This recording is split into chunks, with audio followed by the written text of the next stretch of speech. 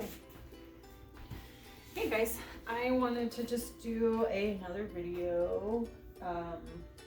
This one, I want to focus on interactive toys for dogs. So I tried to come up with some of my favorites that are kind of not easily destroyed. And I wanted to show kind of how I fill some of these up, because that can be really the key to using these types of toys and getting the most time out of them. So the idea behind all of these are, you know, that your dog has to work on them to get the food or treats out. And, you know, that's really good for stimulating their mind, you know, their problem solving. Hey, go to your place. Place. Good. Misha, place. Well, I know. Brother kind of took the whole thing, didn't he? And these are absolutely wonderful when you're getting ready to leave. Misha. So some of these I'm comfortable with leaving, when I leave, leaving my dogs with them because they haven't destroyed them. So with any toy, interactive toy, typically you're gonna wanna pick them up when they're not using them. However, you know, once you've used some of these, you kind of learn which ones are durable and that they won't destroy or chew pieces off of. So most of these are Kong toys, and so they are actually pretty good as far as, you know, durability, and so I feel pretty comfortable leaving them alone. So they can be really good for separation anxiety too. So what you put inside is pretty important too. So I've got some dry kibble here, and then I've got some freeze-dried liver here. This is a pretty big container, and so there are all different sizes. So there are rather large pieces. Hey, Misha, over here. Sit, sit. And then there are, you know, little small pieces. So these can be cut up if need be. But most dogs really like this freeze-dried liver, so it's a pretty good one that most dogs really like. So I'm just gonna go ahead and start filling some of these up so that you can see how that works. And I'm just gonna let these guys kind of go at it. The first thing I have is a Snuffle Mat. Now with this, I probably wouldn't leave this with them. So this is something I would probably use a little bit more when I'm home, just because I wouldn't want them chewing, you know, little bits off of this. So this, you just kind of put food, treats kind of hidden in here. And then they have to just, you know, and it's a bit of nose work. So they're using their nose to kind of figure that out. And if you have a dog that eats really fast too, this can be a nice way to slow them down a little bit. So that's just something for her to work on, keep her occupied. You know, if you have people coming over and you want your dog to not be crazy and jumping all over people, these types of interactive toys can also be awesome for that. So I'll let her kind of work on that. This is a little puppy toy that I found a while ago, but you can kind of put treats or food inside here, and then your dog has to work on those. I don't want to give them too much, so I'll give that to midnight. So these are Kong ribbons, 2 different sizes here. Again, you kind of have to, this is an art. You kind of have to figure out what works and what doesn't work for your dog, how easy or how difficult it needs to be. Strangely enough, I bought the smaller one for her and the larger one for him, and it ended up, he did better with this one and she does better with this one. He gives up on the larger one if he can't get stuff out, and I think this one he can just kind of work stuff out a little bit better. So Some of this freeze-dried liver comes in like the perfect size, and I just, and my hands and nails are disgusting with dog treats, but basically I'll just stick these in here like that, and I'll fill them all up like before I leave, and then I'll give these to them.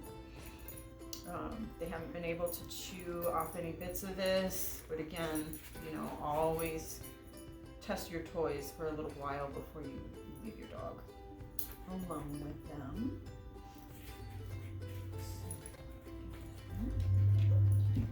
Okay. All right. So again, just different sizes there. This one, and I just cleaned these, so kind of wet.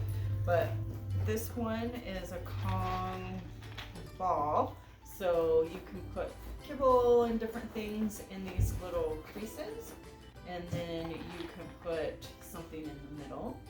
They just heard, they just heard something outside, so they might get worked up.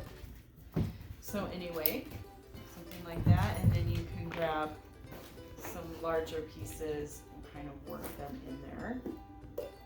And again, you'll kind of have to play around to see how large of pieces to put in there. This one I caution a little bit because they can chew, and you can kind of see this one's kind of been chewed a little bit. They can chew these little pieces off, but this is a Kong Genius. So, so far my dogs have been pretty good and haven't chewed those off. So I'm comfortable leaving them alone with this, but some dogs I wouldn't, because they can chew these bits off and swallow them. But with this one, this is a Genius toy, so it's supposed to be a little bit more difficult for them to work through. So again, the key to this is putting in something that's large enough that it takes a while for them to get it out, but not something that they would give up on. So like I said, it can be a little bit of trial and error to see what works best for your dogs. They're just having a blast. Same with Kong toys. A lot of people just aren't getting the benefit out of them because they're just not feeling them properly. So again, some dogs will do great with like big pieces like this. Like I really have to shove that in there, so they really have to work on that to get that out. So that works really well. Also, freezing these is wonderful because then it just takes a lot longer for them to get through it. The only thing with that is it can be messy, but you can, you know, get some of their food. If they have kibble, you can wet it to get it moist and then put it in there and freeze it. You can put a little peanut butter, all natural, no additives, no artificial sweeteners. You can put that on top. If they like veggies like carrots or bits of apple, you can do that. Pumpkin, like the canned pumpkin is another, you know, common one. Again, all natural, not necessarily pie filling with all kinds of sweeteners added. Also yogurt, plain yogurt. Again, no sweeteners, no extra sugar added. Can also be good, and you can just kind of top that off. One thing about these is there is the hole in the bottom, so you can put them in a cup, you know, something like this, but more that would fit better, like a cup, and then kind of plug the hole with some bits of food or a piece of this, and then you would put, you know, the more liquidy stuff on top of that, and then freeze it inside of the cup. In the freezer. Hey, you want this one? Of course you do. Here's another Kong toy. So this one again. So you can put like cheese. You know, there's other options besides this. I try to just use stuff that's healthy. So maybe if you know eat chicken yourself or various meat, you know, you could boil some chicken. You could cook up some steak or whatever and keep a bit aside. Same thing, you can just fill these. This one you could freeze too.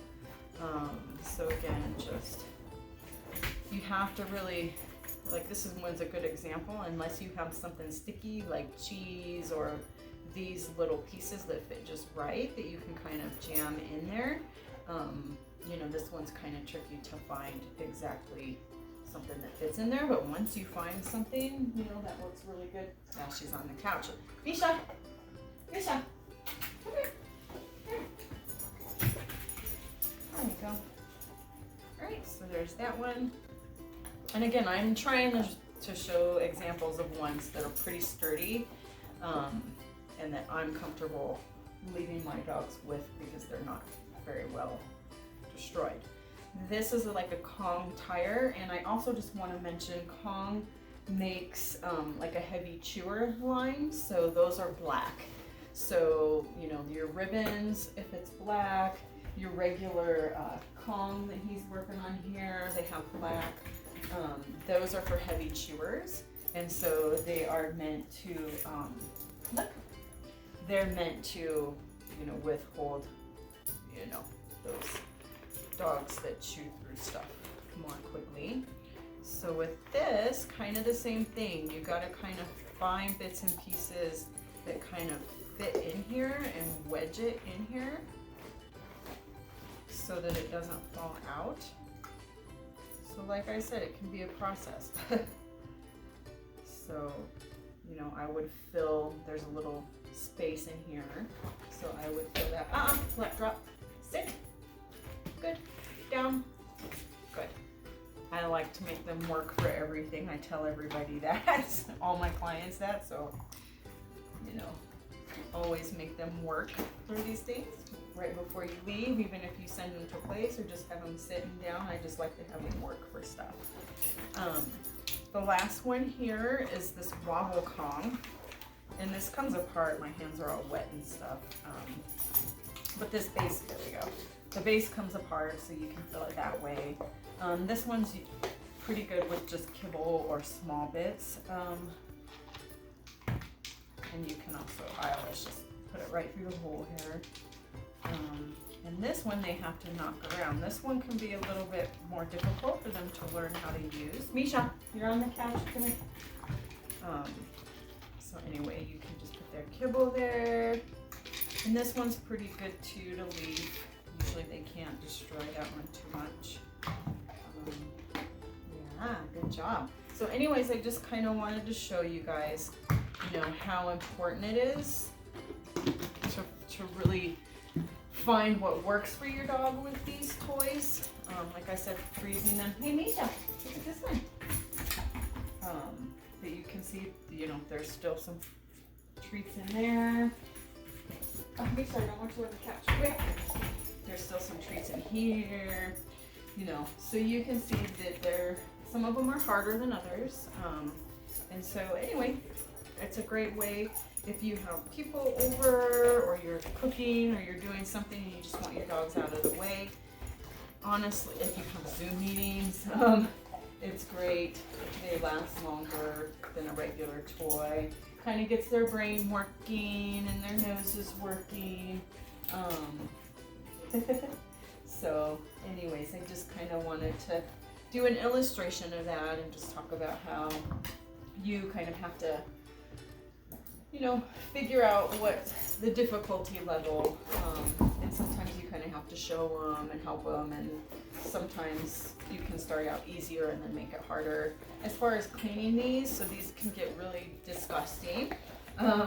So with Kongs or any of these toys with, like, you know, the crevices and stuff, you know, the food, especially if you use cheese and chicken and stuff like that, can really get stuck up in there. So toothbrushes or any kind of brush like that is good to, you know, really get those crevices clean. Some of these can be put into the dishwasher, so just look at the instructions when you get the toy and it'll let you know if you can put them in the dishwasher. So that's always nice to kind of sterilize them too. And as you can see, they kind of try to figure stuff out, right? Like she's trying to figure out, how do I get this out? He's kind of crunching on this one. But anyway, it's just really good stimulation for their brains, you know, just like us. It's good for us to keep our brains active. These guys are good together with toys. You know, they've been together for a couple of years and we've always monitored this.